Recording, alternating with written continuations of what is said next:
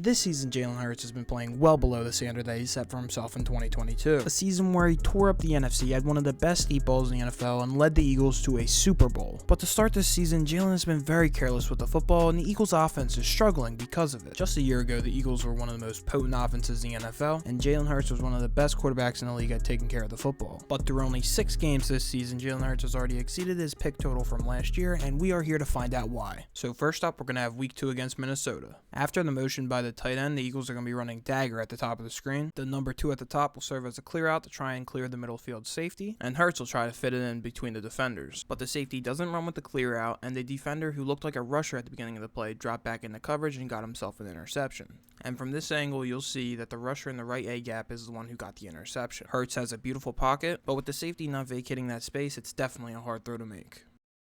Now we're going to get in some Week 3 action against Tampa Bay. Hurts is going to take the snap and look at this choice route that DeAndre Swift has. A choice route is when the running back has a choice to go left or right, depending on the leverage of the linebacker. And with the linebacker's hips towards the sideline, DeAndre Swift decides to cut inside, but Jalen Hurts thinks he's going to cut outside, leading to this interception. I don't think that this is one to panic over. This is likely just a miscommunication. Definitely something that happens normally between new teammates, but Hurts and Swift will have to shore it up for the future. Now we've got Week 3 against Tampa Bay Part 2. He threw 2 in this game, so we're going to see a play fake, and then Jalen's going to start looking for Devontae down the field. And with the positioning of both of these defensive backs in this point in time, Devontae should easily get by both of them, which he does, but in my opinion, the throw was a little bit late, leading to this insane interception. From this view, we'll get a little bit of an idea about what's going on in the pocket. And for Jalen's part, footwork-wise, everything is good until this hop that he takes that leads him into a fadeaway throw. The fadeaway likely takes some velocity off the ball and throws off the timing, and leads to what is actually a really impressive interception. Now we're headed to Week 5 against the Rams. Not much can really be seen from this angle, but it's going to be a fade up top to A.J. Brown, and there's just a little miscommunication on where the ball is going to be put. That leads to the interception. Now Jalen sees A.J. Brown on the outside with press coverage and starts making signals, and then he also drops this, maybe indicating where he wants the ball to go. But I can't be 100% sure of that because I don't know the Eagles' hand signals, and this is just another miscommunication and interception, which are easy to fix,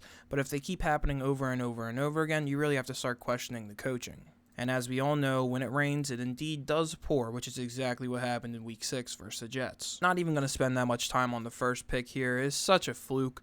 The ball gets into Dallas Goedert's hands, it gets popped out, and then Quinnen Williams gets himself an interception. This is just going to be a tight end screen that's sniffed out by Jermaine Johnson the entire way, and he gets across the field to pop the ball loose. The ball just finds its way into Quinnen Williams' hands, and then the daunting task of tackling a D lineman occurs, and we see Kenneth Gainwell become a victim right there. But that was just the beginning of the unraveling for Jalen Hurts, as he has 2 more interceptions to cover in this game, with this one being probably of the not his fault variety, as his offensive lineman just gets absolutely manhandled. And the part of this that makes it so much worse is that we actually see Devontae Smith get open across the top on this deep in or post route. And this play is just doomed from the beginning, because we see our backup right tackle Jack Driscoll just get turned around by the defense, and I don't know if you're supposed to block like this, but it's definitely not the best technique to have. And Jalen obviously gets his arm hit, leading to this duck that he throws right to the D-back. These 2 interceptions were really inconsequential to how the game ended, but getting into Part 3 versus the Jets, this is without a doubt the most consequential interception. Now this is the first play out of the 2-minute warning on 3rd and 9. Jalen gets intercepted, and the defense returns it all the way to the 10-yard line. Now the issue here on this one again lies in the footwork, like we said earlier.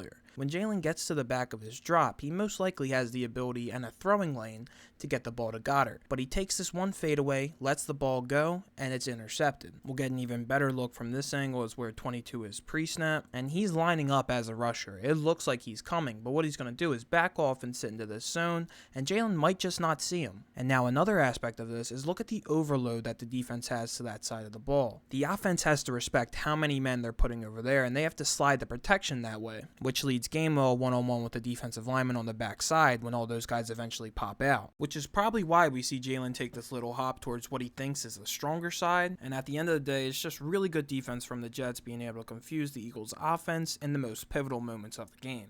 And there's always going to be narratives running wild in the media with Jalen's ability to play quarterback, especially when he gets off to a start like this. But after looking at all the interceptions, we saw a few that were the product of bad footwork, 2 that the blame definitely could not be placed on him, especially the first 2 in the Jets game, and then a combination of miscommunications and then throws that he just couldn't fit in the window that he thought he had. So if I was an Eagles fan, which I might be, I would be more concerned with the offensive infrastructure rather than Jalen's play individually. And with that being said, make sure you guys smash that like button and subscribe for more videos.